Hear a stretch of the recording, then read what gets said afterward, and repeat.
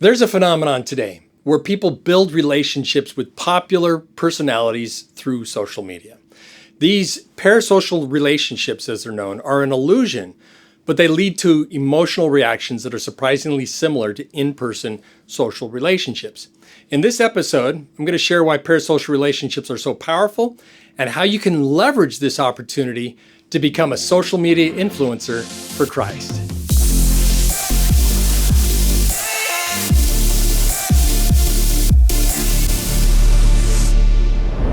Hello, this is Larry Witzel with Ministry Insights from SermonView. Thank you for giving me a few minutes of your time.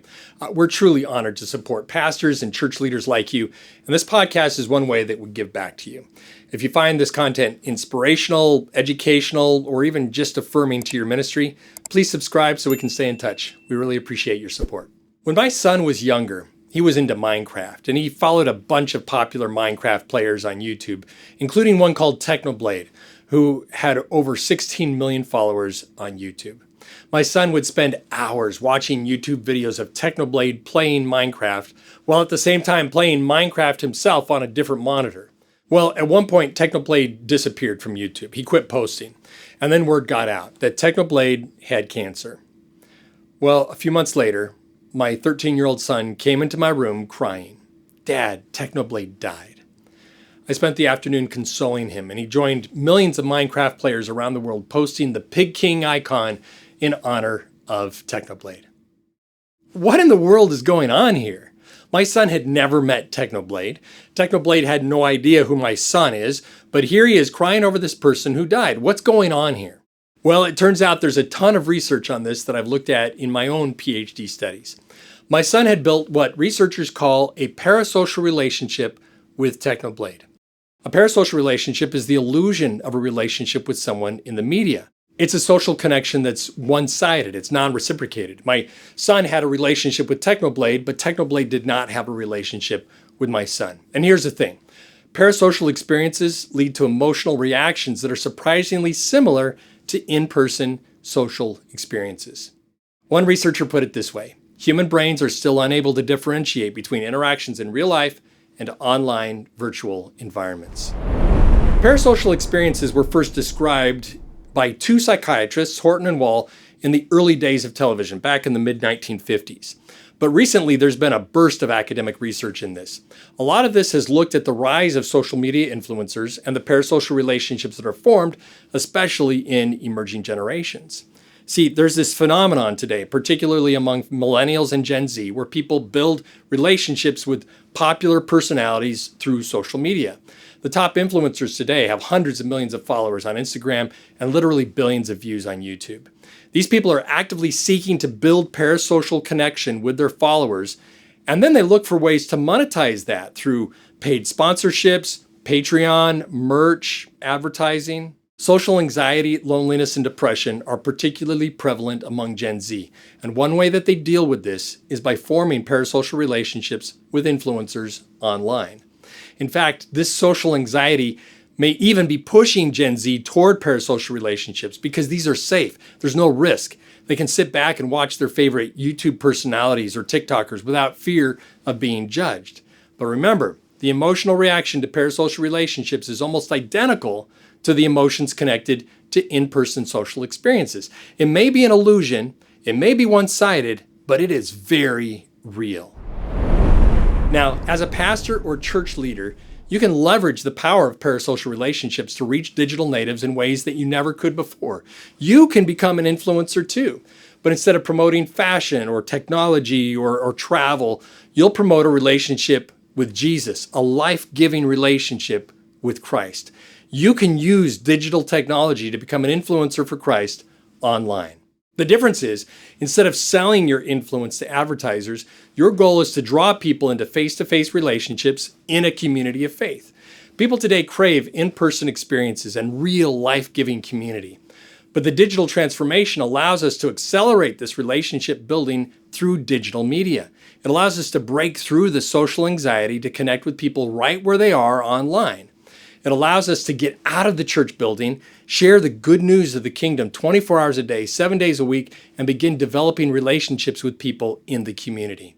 Then, when the time is right, we can invite these people to an in-person experience where that relationship can be deepened. Now, you might be thinking, I could never be a social media influencer. I'm too old, I'm not attractive. And it's true, many influencers are young and stylish. But recently, the Wall Street Journal published an article about a new trend, older influencers now called grandfluencers. These are people in their 60s and 70s and 80s who've built large followings on social media. The top 10 grandfluencers on social media today have over 100 million followers combined, and 74% of the followers are ages 18 to 34. These are young adults following old people. So you don't have to be young to build parasocial relationships with young adults. Anyone can do it. You can do it. So I want to give you a simple recipe for becoming an influencer for Christ. Now, if you preach, you put effort into Bible study, working to take the ancient scripture and apply it to contemporary life situations. You've already done the hard work. So distill your message down to 1 or 2 or 3 short videos, about 60 seconds each. Record these selfie style using the camera on your mobile device. Look directly into the camera and share your message. Then post one of these videos across all your social media accounts. Do this consistently, no weeks off. And within a few months, you'll be cultivating parasocial relationships with people in your own community. If you'd like help getting started with social media video, SermonView offers a 6-week boot camp. You'll work with a coach who provides personalized feedback in a weekly meeting. You'll learn tricks to recording professional quality video and get some ideas for how to structure your content most effectively. Recently, I ran into several pastors while traveling last month who've gone through this boot camp, and they're so excited by the results. So please check it out. You can learn more about the Real Faith Video Boot Camp at realfaith.org. That's R-E-E-L, like a movie reel, R-E-E-L, realfaith.org. And I've put a link in the show notes as well.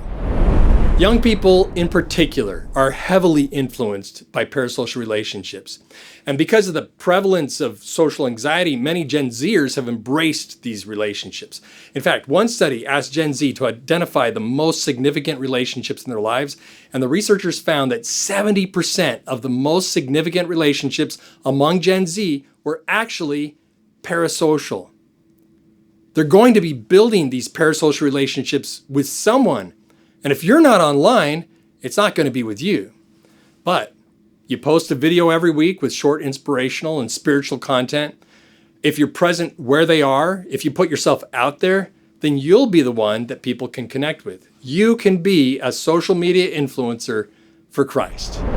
In the last episode, I talked about the digital transformation of society and the impact that this is having on your ministry environment.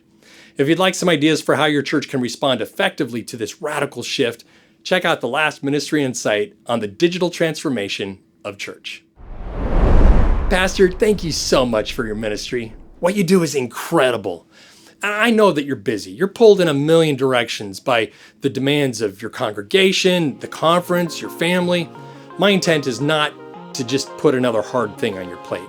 God is leading you, and if He wants you to do more on social media, then He'll create the space for you. So pray about it. It's God's church. It's God's mission.